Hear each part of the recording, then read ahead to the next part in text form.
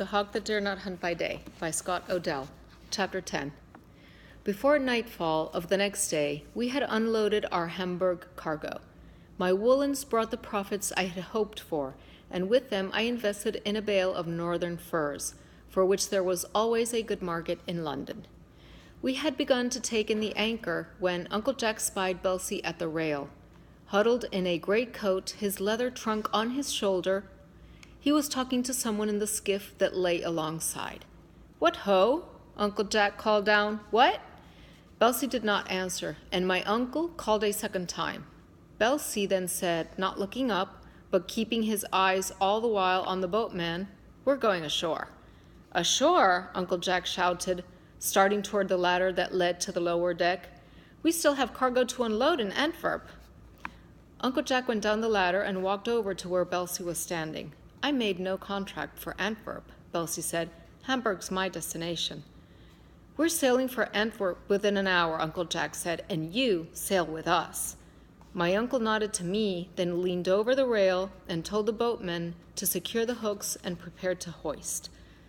On my way to the lower deck, sensing trouble unless I mustered help, I motioned to two men lounging at the forepeak. They came at a run. I turned back, and suddenly there were four of us facing Belsey. Although Belsey was more agile than at first he had looked, he must have realized that he was outnumbered, for he sullenly backed off and disappeared down a forward hatch, taking trunk and bag with him. The tide was right as we dropped downstream before dark had settled, and we caught a fresh wind before we sighted Rangroot. Supper was on time, and since the pork was half done and swimming in yellow grease, it meant that Stilton, the sailmaker, was in the galley. As for Belsey, he took his place at the table, ate at length in his customary fashion, and acted as if nothing had happened. He even paused eating long enough to ask a question of Uncle Jack, who was in the midst of one of his nightly discourses. But the truth between us did not last. The following noon, the brisk wind that had driven us south died away. Suddenly, we found ourselves becalmed on a mirror-like sea. Then, as we rode there with limp sails for an hour or more, not knowing what to expect, whether to take in canvas or not, a bank of wet fog crept down upon us. The fog came from eastward, from the land, which I estimated to be at a distance of some 20 miles.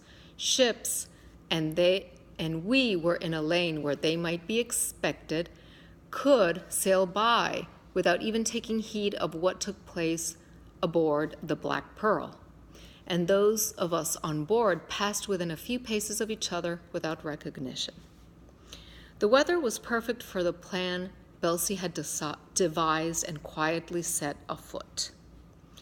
I was the first to suffer it. The sun shone weakly overhead, and the fog was at its thickest when, having finished the noon meal, I carried my knife and empty bowl into the galley. The galley ran crosswise of the ship, from beam to beam, with a narrow door to starboard. I had no sooner put my foot over the threshold of this door than I was seized from either side and at once hit a resounding blow upon the head. The blow might well have rendered me unconscious, as was the intent, I am sure, of whoever had delivered it, but by good fortune it only dazed me. Instinct and anger tempted me to fight back, but I was securely held by two assailants whom I could not see through the fog and galley smoke.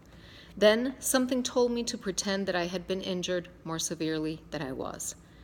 With this thought, I thereupon went limp in the grasp of the two men who held me, one of whom I recognized by the whistling sound I had often heard him make in the past to be Stilton, the sailmaker. I was allowed to fall upon the floor and was given a purposeful kick in the stomach. One side of my face lay against the hot bricks of the stove, but I dared not move lest they think me in possession of my senses. Far off, and then much nearer, I heard the deep-toned bells of passing ships. The sound of warning bells faded away. It was quiet in the galley, and all I could hear was the sound of John Stilton's breathing. On a sudden, there were whispered commands. Then Someone knelt above me. I judged it neither to be Stilton nor Belsey, and began to tie my wrist with a length of rope that reeked with the smell of tar. Opening my eyes fully, I took good aim and kicked out with both feet.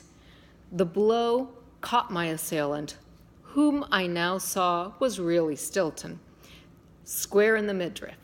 He gave out a low grunt, then a wavering moan, and fell headlong against the forward bulwark. Jumping to my feet, I paused long enough to snatch up a long piece of oak stove wood, which I laid upon Stilton's bald head, and in 2 strides I reached the deck. The fog seemed to have thinned somewhat, and I now made out the dim outlines of 2 figures struggling at the rail, some 20 paces from where I stood. The 2 uttered not a word nor cry, either one of them, but there was a sound of straining bodies and shifting feet. Then there was a sudden outburst of oaths, which I recognized to have come from my Uncle Jack. With the oak cudgel in my hand, I ran forward, not knowing who his assailant was, though I strongly suspected it to be Belsey. When I reached the 2 men, before I had a chance to swing the cudgel in defense of my uncle, he broke the other's hold upon his neck. He then stooped and, in a final burst of strength, shoved him across the rail. As the man reached out to save himself, I saw it was Belsey. He fell without a sound, his arms stretched backward into the sea. Then he was lost to sight in the fog and the gray rolling waves. With flapping sails, slowly with the current, the ship moved on. My uncle, who only a moment before had been standing solidly in front of me, I now found lying prone upon the deck, his head turned to one side and blood coming from his mouth. I gave out a desperate cry for help, not knowing whom my cry would bring. To my great relief, Ed Grote came running, and together we carried Uncle Jack to his quarters and laid him there upon his bunk. John Stilton had some skills as surgeon, but we could not expect help from him. I therefore ordered water to be heated and, when it came, bathed my uncle's wounds and ministered to him as best as I could. He lay upon his bunk saying nothing, for that night and most of the morning of the next day. We bled him twice during that time, but it did not help. Near to the noon, when the fog had gone and the sun come out again, and a wind was in the sails, Uncle Jack opened his eyes, which had been closed all the while, looked at me and said, "I'll be on deck tomorrow, on deck, praise the Lord."